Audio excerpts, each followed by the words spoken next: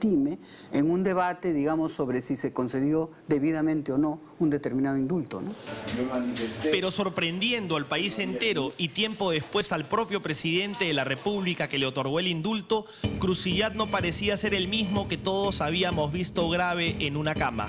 Primero, fue fotografiado bastante recompuesto en el siempre exclusivo balneario de Asia y hace muy poco fue grabado en el restaurante Costanera 700, acompañado de unos amigos frente a una taza de café, gozando de su libertad y de su controlada salud. Después de eso, lamentablemente comienza uno a sentir que ha sido un poco burlado, porque una persona que está, digamos, en la última situación de salud, no está en la playa, ni está en Asia, ni está en la Costanera 700. Pero mucho antes de que se le otorgue el cuestionado indulto, ya habían funcionarios del INPE que denunciaban una siniestra voluntad política al borde de la ilegalidad que mantenía José Enrique Cruciat con una serie de privilegios, principalmente el hecho de estar purgando su condena en una clínica privada en donde permaneció por más de un año. El 3 de febrero del 2009, César Orozco, un destacado empleado penitenciario que hoy tiene 35 años y a quien conocimos cuando en el 2008 era director del penal de máxima seguridad de Piedras Gordas, es nombrado director del penal de Lima, ex San Jorge. En su afán de poner orden y acabar con las irregularidades, observa que 2 juntas penitenciarias de médicos, entre los que se encontraba José Janampa Coronado, ya habían concluido que el señor José Enrique Cruciat se encontraba clínicamente estable. La primera junta médica penitenciaria que se le realizó a este señor fue el día 5 de noviembre del 2008. Nos constituimos en la clínica El Golf y lo evaluamos el día 5 de noviembre del 2008. Después de examinarlo minuciosamente, un examen médico completo, la conclusión fue la siguiente: clínicamente estable, debe retornar inmediatamente a su penal. El 7 de febrero del 2009, la Junta volvió a examinar a Cruciat. A pesar de estos 2 antecedentes y para cumplir con el reglamento, Orozco convoca a una tercera junta médica que se realizó la mañana del 6 de marzo del año pasado en la clínica El Golf. Una junta en la que firmaba también como vocal el médico del INPE, José Janampa Coronado. Y mi conclusión fue la misma: clínicamente estable, debe volver inmediatamente a su penal. Tal como consta en el acta de Janampa, encontraron a Cruciat en el gimnasio de la clínica realizando ejercicios y luego subió rápidamente a su habitación en donde contaba con un televisor, un celular y una computadora. Tras la revisión médica, Janampa y los otros 2 especialistas concluyeron que Cruciat se encontraba clínicamente estable. César Orozco, de acuerdo al reglamento de ejecución penal y en su condición de director del ex San Jorge, decidió entonces trasladar a Cruciat de retorno al penal.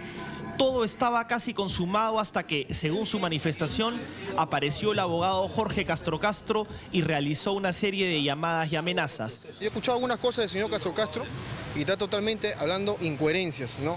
Está atacando a mi persona. Y cuando trata de atacar a mi persona o a los señores que me han acompañado, tratando de ningunear y tratando de dejar mal a los especialistas médicos, yo creo que no necesitamos pedir permiso a nadie, ni tampoco, como le digo, cuando atacan la dignidad de la persona, la honra, ¿no? Reputación, y está equivocado el señor, ya vamos a presentar, mi asesor legal va a tomar las medidas del caso. ¿Estudio y trabajo? Lo concreto es que cuando estaba a punto de ejecutar el traslado, Orozco recibió una llamada. Según él, se trataba de Berta Chacaltana, directora entonces de la Oficina Regional de Lima del INPE, quien habría impedido por órdenes superiores desconocidas el traslado. Eran los tiempos de la ex ministra de Justicia Rosario Fernández y del ex jefe del INPE Jorge León Bayén. El traslado se frustró. Con respecto a esta situación, lo único que tengo que decir es cumplir con el mandato de la ley. Yo estoy con todo el mandato de la ley, esa vez se hizo las cosas como se deben hacer y todo eso está judicializado y todo está escrito en la Fiscalía. Encontramos a César Orozco, quien hasta el momento no había declarado ante la prensa, este sábado, cerca de su domicilio, y esto fue lo que nos confirmó. ¿Usted intentó trasladar a Cruciat al penal San Jorge de retorno? Yo solamente le tengo que decir que yo cumplí con el mandato de la ley, sí he tenido que hacer como debe ser, nada más. ¿Se lo impidieron? Me lo impidieron, nada más. ¿Quién se lo impidió? Una llamada, señor. ¿Le comunicó eso usted a la ministra de Justicia entonces? Llamamos a la aludida Berta Chacaltana, y esta fue su versión. El señor Orozco dice que usted bloqueó el traslado con una llamada. ¿Usted qué tiene que decir al respecto? Señor, es su versión de él.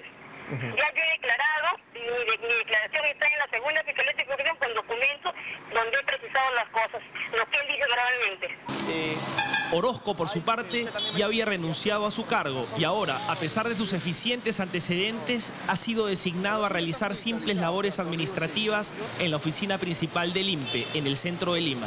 Pero en su momento cursó cartas de protesta comunicando los hechos a la Defensoría del Pueblo y al mismo Ministerio de Justicia. El día 30 de marzo recibimos en la Defensoría del Pueblo una respuesta del Ministerio de Justicia en el que se nos indicaba que en el caso del señor Cruzillat, lo que había ocurrido es que había existido una evaluación médica, digamos que había sido efectuada por médicos del Ministerio de Salud, ¿no? Y este informe médico que efectivamente obra en nuestros expedientes del Ministerio de Salud señalaba el 16 de febrero, es decir, casi un mes antes de estos hechos, que el señor José Enrique Cruzillat debía permanecer o continuar hospitalizado.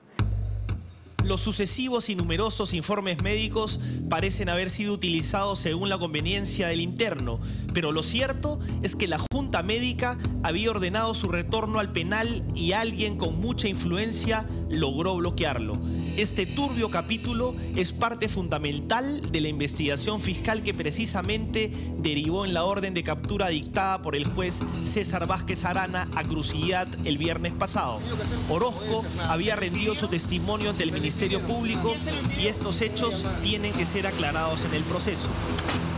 Por estos otros delitos, el de corrupción de funcionarios y cohecho, Cruzillat podría recibir una nueva sentencia de hasta 8 años de prisión. Mientras tanto, el ex empresario televisivo está en la clandestinidad y su indulto ha sido dejado sin efecto desde el sábado por la noche. Si se ha fugado o no del país, eso se sabrá pronto. Lo concreto es que esta historia tiene muchos matices que no pueden borrarse de un plumazo.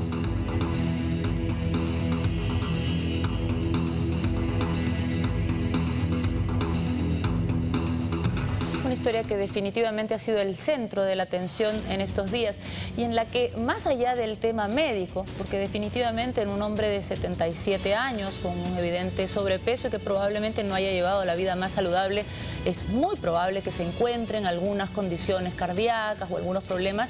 El tema de fondo no es ese, el tema de fondo es si este hombre estaba en capacidad, como tantas otras personas que han delinquido, de cumplir o no su condena en prisión.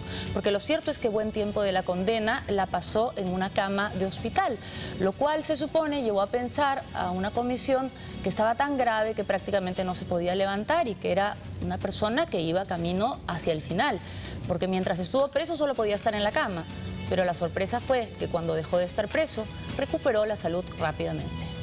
Realmente una cosa increíble lo que ocurrió esta semana.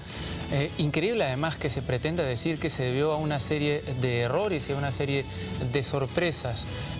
Bueno, en todo caso vamos a seguir desarrollando este tema desde el ángulo más político después de la pausa. Hacemos la pausa.